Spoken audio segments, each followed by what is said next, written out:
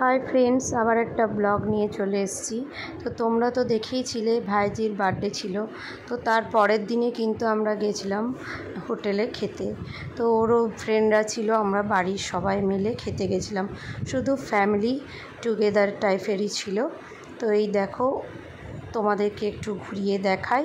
ওইখানেও কিন্তু আমাদের ভাইজি, মানে ওর নাম হচ্ছে অমৃতা, ও ওখানেও একটা কেক কেটেছিল।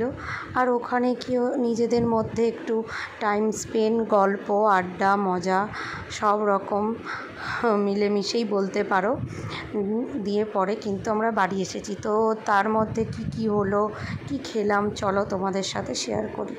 খাবারের মধ্যে স্ন্যাক্সে দেওয়া হয়েছিল বেবিকর্ন আর দই ভাল্লা দেওয়া হয়েছিল।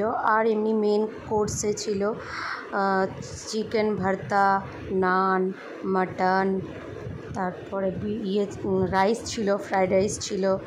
আর লাস্টে আমরা সবাই আইসক্রিম খেয়ে বাড়ি ফিরেছিলাম।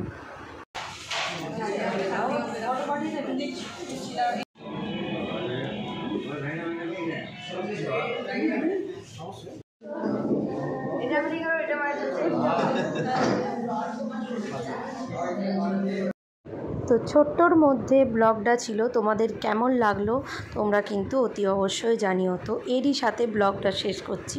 তোমরা লাইক, কমেন্ট, শেয়ার এবং সাবস্ক্রাইব করো আর দেখতে থাকো ব্লগ উইথ লিলি।